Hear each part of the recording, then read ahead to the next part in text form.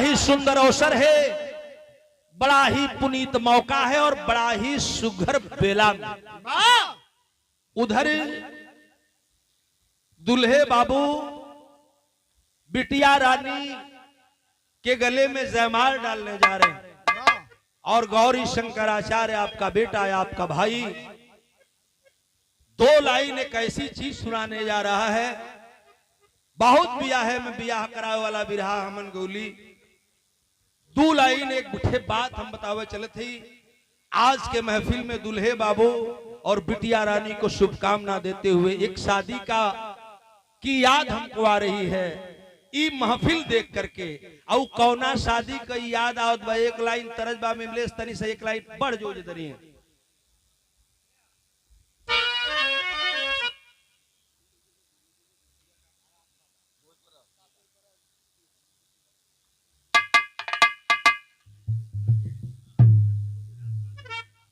आवा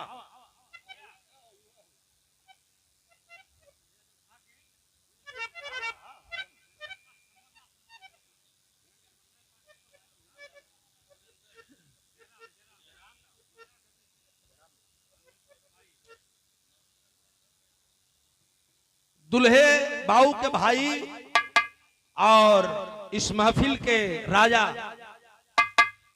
भाई जयराम भैया 100 रुपए का आपने सम्मान दिया है। बहुत बहुत भैया को अभिनंदन। और भाई ने एक बिरहा की फरमाइश किया है, जरूर गाइब भाई, ना गाइब तो हम जाइब ना, हम तो के कह के जाते हैं जयराम भैया बैठा, बाकी गाइब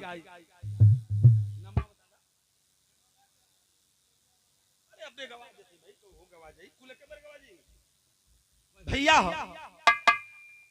बड़ी सुघर महफिल अपने लोग हुआ, हम कितना नीक बात बतावा जाते हैं। एक तरफ आपको मंडप दिखाई दे रहा है, एक जयमाल का मंच दिखाई दे रहा है और दूसरा तरफ हमरा गीत पर ध्यान दे। ये कितना नीक गीत बा, कौन तरज बा विमलेश?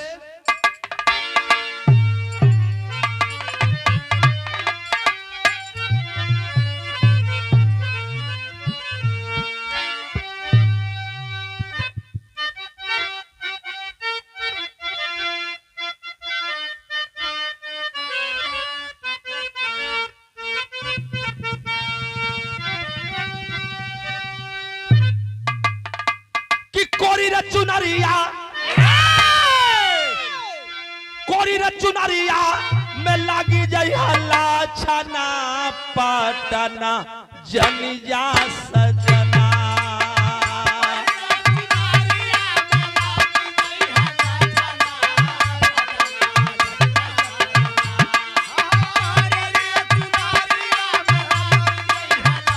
कैलाश भाई दिखाई सगरी धूम एक तरफ आई, हमारा अपन निजी रिसर्चर अंदाज हर कलाकारों का है, तो हम घूम के बिरहा गावत हुआ लोग खड़ी सांस मिलैहा आज के कलाकारों में और जो ऐतिहासिक मंच हम लोगों ने गाया है उस मंचों में कितना अंतर है, बिरहा का धुन कितना नीक हो। कोरी रचुनारिया में, कोरी रचुनारिया में लागी गई हल्ला छना पटना जनी जा सजना।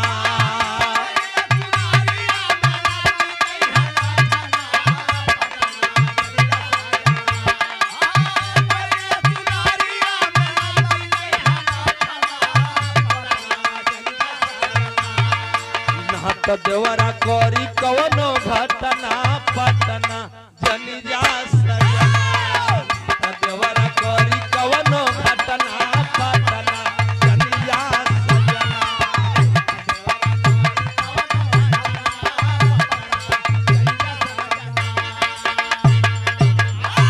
भैया जैसे आज की महफिल सजी है, माता बहन बैठी हैं, बेटियां बैठी हैं, इधर बारात के मालिक बैठे हैं, दुल्हे बाबू मंच पर हैं। ठीक के ही तरह एक थे बियाह का दृश्य हम करे दिमागवा में नाचत अच्छे ला ले दो। मीनाक्षी तनी गौर से सुनिया, बियाह के कर है कि 15 बरस की रहली। जैसे आज हमरे बाबू दुल्हा बाबू का बियाह होता है, बिटिया रानी के बियाह होता है, ऐसे ही एगो बियाह है धरती पर ऐतिहासिक भइल जिसको दुनिया गुणगान करती है। वो कौन बिया रहल तनी गौर करब सब है आप लोग कि 15 बरस की रहली, अरे 15 बरस की रहली भीम कौमारिया सिरावा सोह से हरा।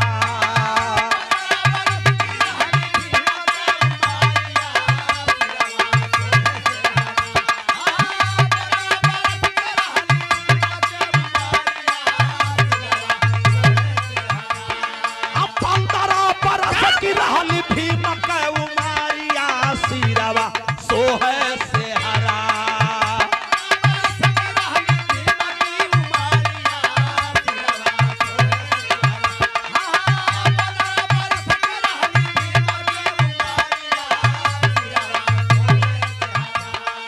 बाबा साहब चलल ससुररिया सिरावा सोह से हरा। बाबा साहब चलल ससुररिया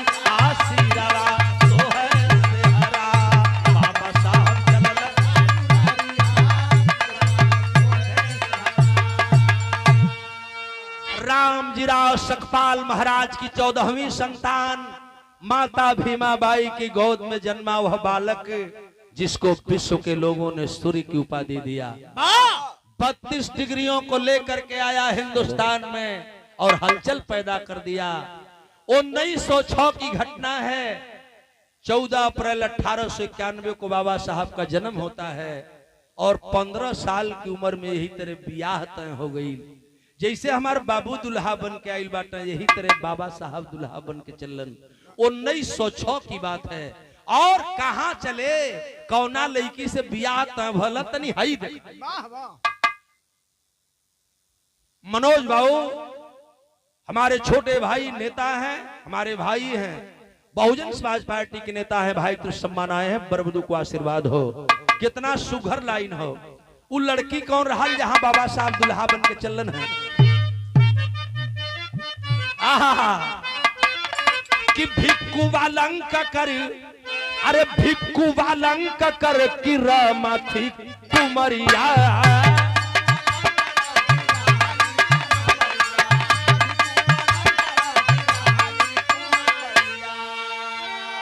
रहली गरीब का कुली का नौकरिया।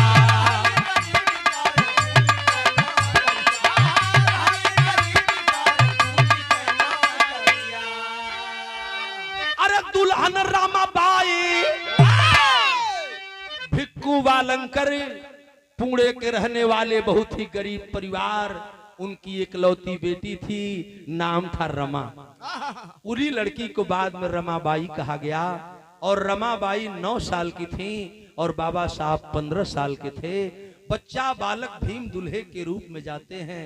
भिक्कू वालंकर की बिटिया रमा से शादी करे बदे जब जयमाल डाले लगल, जैसे आज बिया होत बा वही तरह जयमाल जब डाले लगल ताली के गूंज चलत बा। वो समय लिखक पड़ल।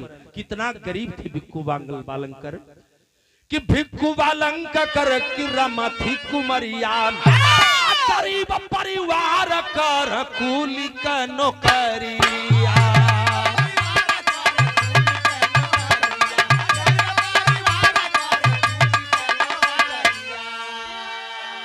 दुल्हन रमाबाई, अरे दुल्हन रमाबाई 9 साल का उमारिया सिरावा सोह से हरा।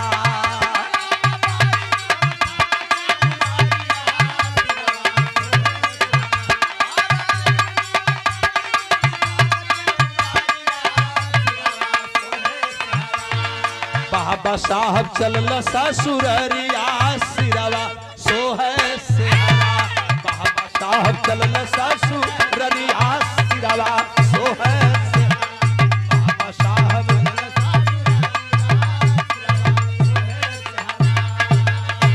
बाबूजी दुनिया के लोग जानते हैं हमारे बाबूजी बाबा साहब बी आर अम्बेडकर का जन्म 14 अप्रैल 1891 को हुआ था।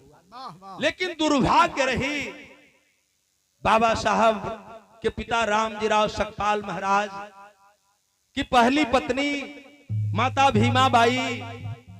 अब ही लड़का 5 साल का ना भई रहले पंचो बाबा साहब की उम्र भी 5 साल भी पूरी नहीं हुई थी कि 20 सितंबर 1896 को माता का देहांत हो जाता है।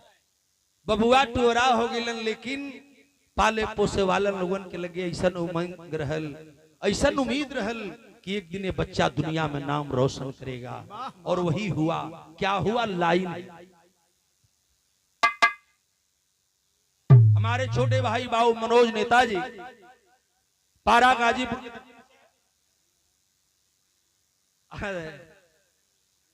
मास्टर साहब के सगे रिश्तेदार हैं। परम आदरणीय माननीय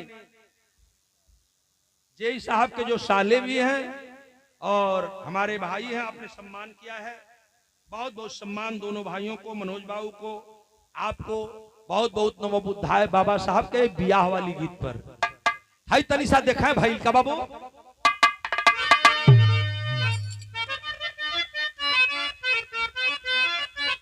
कि 20 दिसंबर 96 रामश्री बाबू 14 अप्रैल 1891 को बाबा साहब का जन्म हुआ था। और घटना कितनी बड़ी घटी कि 20 सितंबर 96 के माई मरी गईली।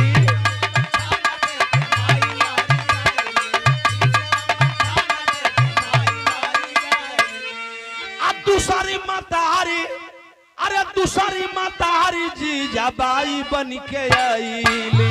दूसरी मतारी जीजा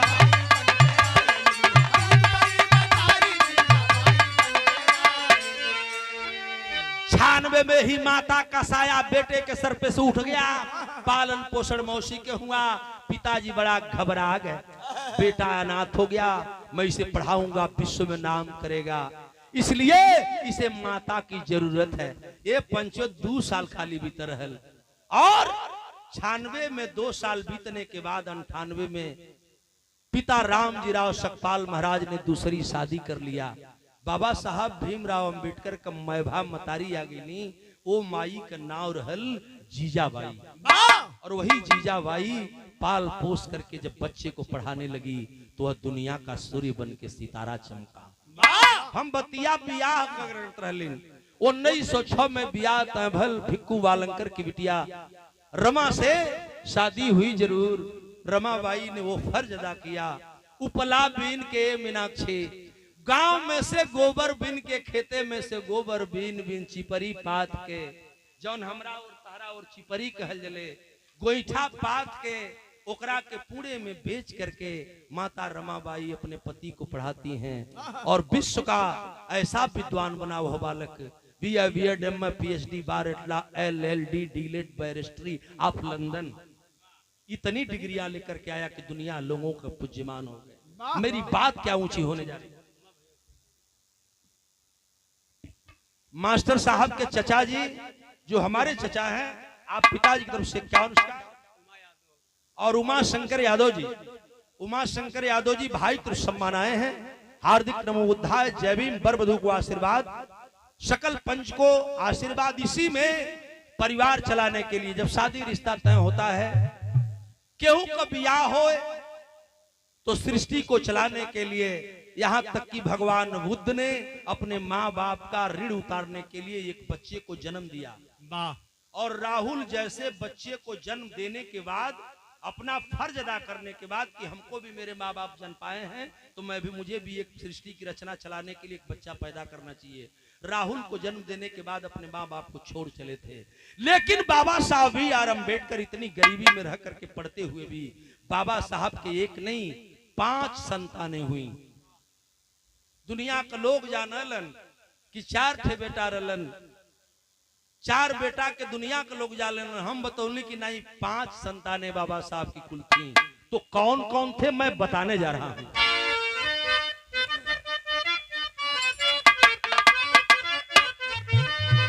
गंगाधर, अरे गंगाधर रमेश जसवंत राज रतन मवा, आई तू एक ठे बेटी रहली जानला जहाना, तू एक बेटी रहली जानला।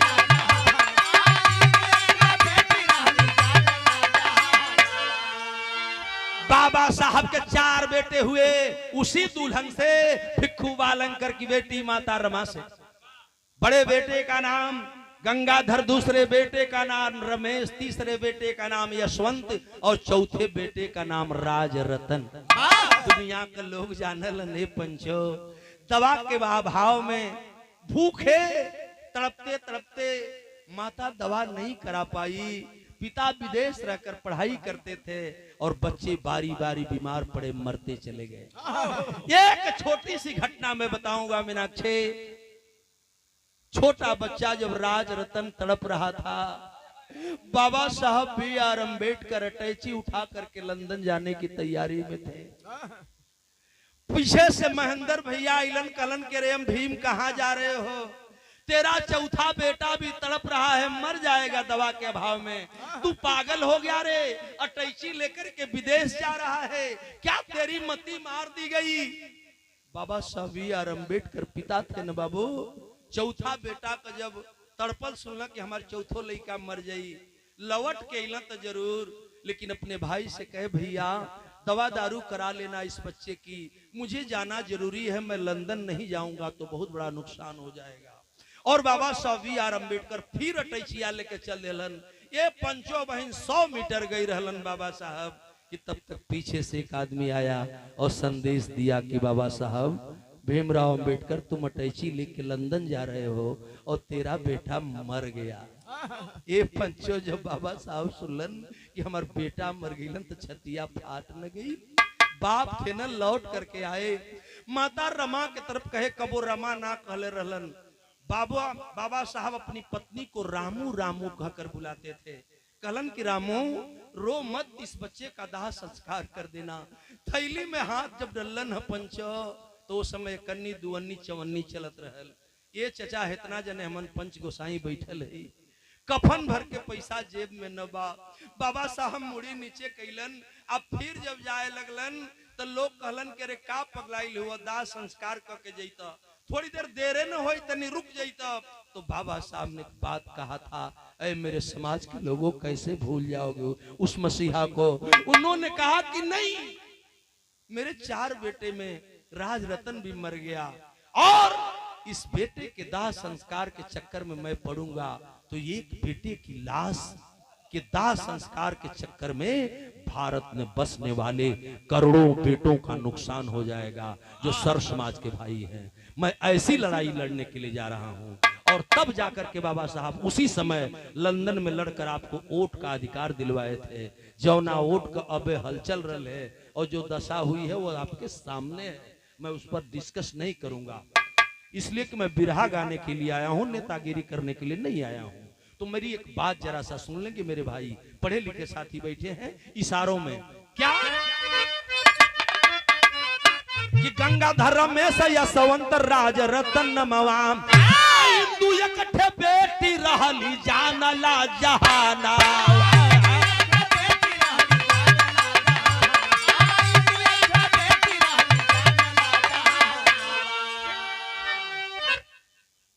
कि दुनिया का लोग पूजा है, अरे दुनिया का लोग पूजा वही बाबा का चरानवा सिरावा सो है से हरा।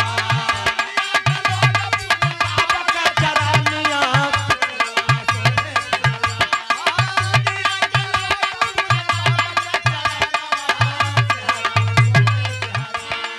भीम बाबा चलल ससुररिया सिरावा सो है से हरा। बाबा साहब चलन ससुररिया सिरावा।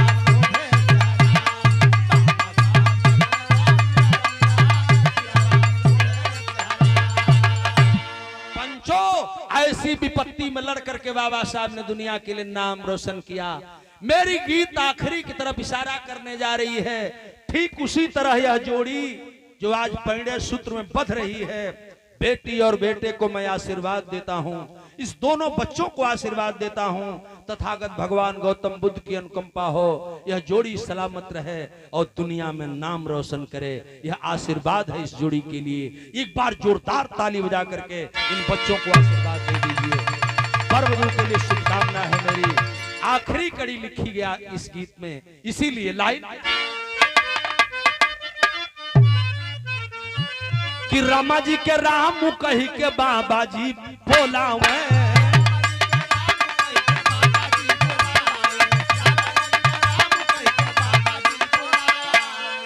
गया लाल जगलू यादो गीतिया सजावे